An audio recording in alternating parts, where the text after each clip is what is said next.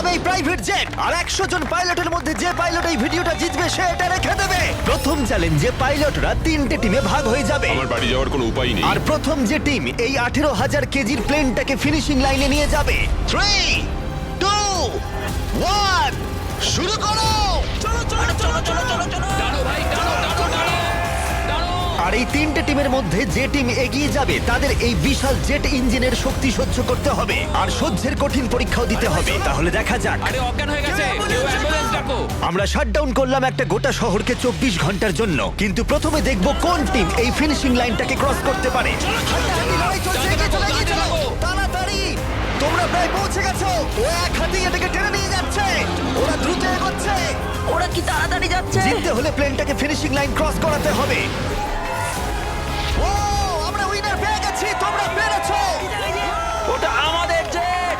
আমি এটা আমার মেয়ের জন্য করেছি। 2/3 পাইলট এই মাত্র এলিমিনেট হয়ে গেল। এদের মধ্যে একজন জিততে চলেছে এই প্রাইভেট জেট। এই পাইলটদের 4টে চ্যালেঞ্জের মুখোমুখি হতে হবে $2.4 মিলিয়ন প্রাইভেট জেটটা জেতার জন্য। তোমাদের স্বাগত গেম নাম্বার 2 তে। জেট স্পিনার, ইঞ্জিন স্টার্ট করো। এটা ঠিক নয়, আমার মোটা ভালো লাগছে না। এইবার প্লেনটা স্টার্ট হচ্ছে। চলো শুরু করো ভাই। তোমরা যে প্রাইভেট জেটের জন্য লড়াই করছো তার থ্রাস্টারগুলো আরো শক্তিশালী, যাতে বাতাস প্রতি ঘন্টায় 96 কিলোমিটার বেগে বইতে পারে। জেটটা একটা সার্কেলে রোটেট করবে, এর ফলে তোমরা তোমাদের প্ল্যাটফর্ম থেকে উড়েও যেতে পারো। আরে এটা তো পাগলামি। হেরে ফিরে যাওয়ার জন্য আমি এত দূর আসিনি। আমার খুব ভয় লাগছে ভাই। সবাইকে গুড লাক। এই শুরু হলো।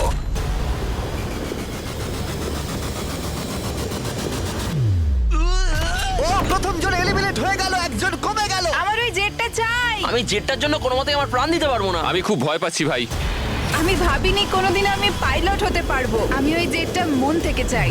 না, দুজন। Bye bye. আরে ভাই আমার দিকে আসছে। ঠিক আছে, দেখা যাক ও পারে কিনা। 46 আটকে থাকো। ও ধরে রেখেছে। আটকে থাকো। তুমি পেরেছো, তুমি এগিয়ে যাচ্ছ। এই টেকনিকটা দারুণ ছিল। অন্যদের দেখে বাকি পাইলটরা বুঝতে পারলো তাদের কি করা উচিত আর কি করা উচিত নয়। আমি বুঝে গেছি, স্ট্র্যাটেজিটা হবে সাইডওয়েজ রাখা, এরকম করে নয়। যারা টিকতে পারছে তারা এরকম করে দাঁড়াচ্ছে। ওরা আটকে আছে।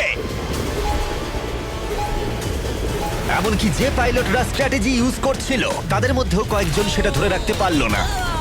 আর একজন। যদি নাম্বার 40 পড়ে যায় আমিও পড়ে যাব। আমরা একই ভাবে দাঁড়িয়ে আছি। ও পড়লে আমিও পড়বো। না না না না,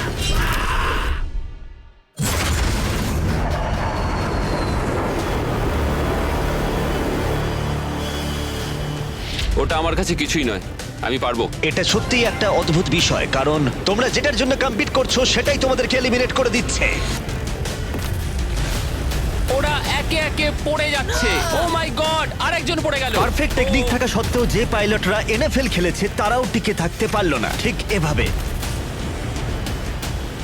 আরে সবচেয়ে স্ট্রং লোকটাই তো পারলো না। মনে হচ্ছে যেন ও একটা ইটের দেওয়াল, কিন্তু কতক্ষণ। আর এই চ্যালেঞ্জের শেষে তুমি পারবে। আরে ও না, ঠিক আছে, এটা খুবই খারাপ হলো। এই প্রাইভেট জেট ইতিমধ্যেই 15 জন পাইলটকে এলিমিনেট করে দিল। এখানে যাদেরকে নিয়ে আমি সবচেয়ে বেশি চিন্তিত ছিলাম তারা সবাই এখন। কনগ্রাচুলেশনস তোমাদের 19 জনকে এগিয়ে যাওয়ার জন্য। তাহলে পরের গেমে যাওয়া যাক। আর এই ভিডিওতে আমরা সৌদি আরবের রিয়াদে যাব, যেখানে হতে চলেছে আরো 3টে চ্যালেঞ্জ। এই পাইলটরা যেখানে কম্পিট করবে এই মাল্টি মিলিয়ন ডলারের প্রাইভেট জেট জেতার জন্য। 3 নম্বর চ্যালেঞ্জে আমরা 10,000 ফুট ওপরে যাব। আমার সাথে চলে এসো। মুকুল ইনস্টিটিউট নিয়ে এসেছে গ্রাফিক্স, অ্যানিমেশন আর ভিএফএক্স। আমি চাই তোমরা একজন ক্যাপ্টেন বেছে নাও। স্যামুয়েল কিন্তু প্রথমে এগিয়ে এসেছিল, তাই আমার মনে হয় স্যামুয়েলই হওয়া উচিত। কি বলো তোমরা? স্যামুয়েল, তোমাদের একজনকে বেছে নেবে 1 ভার্সেস 1 চ্যালেঞ্জের জন্য। অ্যান্ড্রে। খুব ভালো। ওহো, স্যামুয়েল, এই 19টা ব্রিফকেসের মধ্যে যে কোনো একটা নাম্বার বেছে নাও। নাম্বার 8। এদের মধ্যে 10টা ব্রিফকেসে লেখা আছে জাম্প, মানে তুমি স্কাই ডাইভ করে পরের গেমে চলে যাবে। বাকি ব্রিফকেসে আছে এলিমিনেশনস। অলরাইট। স্যামুয়েল ব্রিফকেসের ভেতরে দেখছে, আর আন্দ্রে এবার ঠিক করবে স্টিল অথবা নো স্টিল। ব্রিফকেসের ভিতরে কি আছে? জাম্প। ঠিক তুমি বলছো বলছো? জাম্প আছে? হ্যাঁ জাম্প। ঠিক আছে আন্দ্রে, স্টিল অথবা নো স্টিল। দেখো ভাই, আমি তোমাকে বিশ্বাস করছি। জিমি, আমি এই ব্রিফকেসটা নেব। যদি এতে জাম্প থাকে তাহলে তুমি এগিয়ে যাবে। দেখা যাক। দেখি। ও এগিয়ে গেল, ও যাচ্ছে টপ 10-এ। কিন্তু মনে রেখো, পরের গেমটা মাঠেই খেলা হবে, তাই তোমাকে জাম্প করতে হবে। 3, 2, 1 ও মাই গড!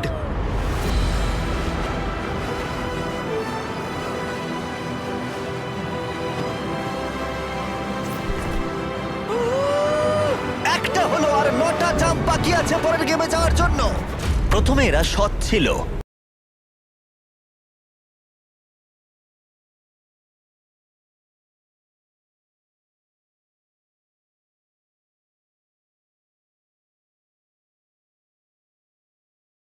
তার মানে এরা একে অপরকে সহযোগিতা করার চেষ্টা করছিল। এটা জাম্প।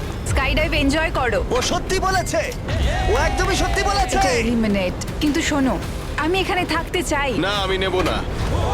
তোমরা কেন সত্যি কথা বলছো? কিন্তু ও মিথ্যে কথা বলতে অস্বীকার করেছিল। আমি কিচ্ছু বলবো না। কিন্তু কমান্ডার নিজে এলিমিনেট হওয়ার আগে দুবার সত্যি কথা বলেছিল। ওহোহোহো। তুমি মিথ্যে বললে না কেন? কারণ আমি সৎভাবে খেলছি। 6টা এলিমিনেশন হলো আর 6টা জাম্প বাকি আছে পরের গেমে যাওয়ার জন্য। যাই হোক, ব্রেট আমাদের আগের একটা ভিডিও দেখে একটা স্ট্র্যাটেজি নিয়ে এলো। ইউটিউব ভিডিও দেখার পর এটাই আমার প্ল্যান ছিল। এইরকম পরিস্থিতিতে আমি এটাই করতাম। তুমি একে বিশ্বাস করো? হ্যাঁ করি। এখানে এলিমিনেশন আছে। সত্যি তুমি কথা দিলে যে এখানেই এলিমিনেশন হবে। আমার মনে হয় তোমায় বিশ্বাস করা যায়, তাই আমি ব্রিফকেসটা স্টিল করব না। হ্যাঁ। ও ধরে ফেলেছে! ও ধরে ফেলেছে! এই খেলায় দেখা যাচ্ছে মিথ্যে কথা বললে তার শাস্তিও পাওয়া যায়। আর যেহেতু একজন পাইলট মিথ্যে কথা বলেছে, তাই বাকি পাইলটদের মনে সন্দেহের সৃষ্টি হলো। এতে জাম্প আছে? না, আমার মনে হয় তুমি আমায় মিথ্যে বলছো, তাই এটা তোমার কাছেই থাক। ভেতরটা দেখো অ্যান্ড্রিউ। না, এখানে লেখা আছে জাম্প। কখনো কখনো সত্যি বললেই লাভবান হওয়া যায়। যেহেতু আর 4টে জাম্প আর 6টা এলিমিনেশন বাকি আছে, তাই বাকি পাইলটরা ভাবছিল তারা সত্যি কথা বলবে কিনা। আমি চাই আমার পেশায় একজন ভালো মানুষ হতে, যে মিথ্যে কথা বলে না, না মানুষকে ঠকিয়ে টাকা অর্জন করে না। আমি মনে করি আমি একজন সৎ মানুষ। আমি বিশ্বাস করি। আমি চাইবো তুমি ব্রিফকেসটা সিল করো। ঠিক আছে, তার চলো। মানে এটা একটা এলিমিনেশন। হ্যাঁ। No steal. ঠিক আছে, দাঁড়াও, স্ট্র্যাটেজি কাজ করেছে। ও ভাই, এটা দারুণ ছিল। মানে দেখো, আমি এটা এটা খুব একটা ভালো শোনাচ্ছে না। কলবি, তুমি এখানে কি বলবে বলো? আমি শুধুই বলছি আর কি। তাহলে যাওয়া যাক। আচ্ছা, আমি তুমি বিশ্বাসই ওদিকে চলে করতে যাও। পারছি না কেউ একজন এত সততার দাবি করে আমরা ছেলে খেলা করলো, তারপর সে হাসতে হাসতে মিথ্যে বলে দিল। আর 3টে জাম্প আর 6টা এলিমিনেশন বাকি আছে, আর পরিস্থিতি ক্রমশই খারাপ হতে লাগলো। জাম্প লেখা আছে, আমি এটা নেব। ও, এতে জাম্প আছে। আমি এটা স্টিল করব না। No steal. আমি জাম্প পেয়েছি। ও মাই গড! ওর জন্য একটা প্যারাশুট নিয়ে এসো। আর তোমাদেরকে আমি বলতে চাই, চলো। তোমাদের মধ্যে যে কোনো একজন এগিয়ে যাবে, যেহেতু আর বাকি থাকা 6টা ব্রিফকেসের মধ্যে একটা জাম্প বাকি আছে। তাই এটা কি? তুমি চুজ করো। ঠিক আছে, নো স্টিল। ও, এলিমিনেশন। আর 4টে এলিমিনেশন বাকি আছে, কিন্তু জাম্প বাকি আছে একটা। ঠিক আছে, ভেতরে তাহলে কি দেখলে? এটা জাম্প। তুমি বলছো এটাই লাস্ট জাম্প? হ্যাঁ, এটাই লাস্ট। ওকে, আমি তোমায় বিশ্বাস করতে পারি? আমি সত্যি বলছি। স্টিল নাকি no steal? No steal. No steal, ঠিক আছে। ও মাই গড, যদি এডি সত্যি কথা বলে থাকে তাহলে বাকি সবাই এলিমিনেট হয়ে যাবে। ভাই, এখানে জাম্প আছে। ও সত্যি কথা বলছিল। ও তোমাদের সত্যি কথা বলছিল। যেহেতু এখন 10টা জাম্পই নেওয়া হয়ে গেছে, এবার দেখার সময় হয়েছে কেন এরা কার্গো প্লেন থেকে জাম্প করলো। কারণ এর পরের চ্যালেঞ্জটা এমন একটা অদ্ভুত জায়গায় অনুষ্ঠিত হতে চলেছে, সেখানে জেট সাধারণত দেখতে পাওয়া যায় না।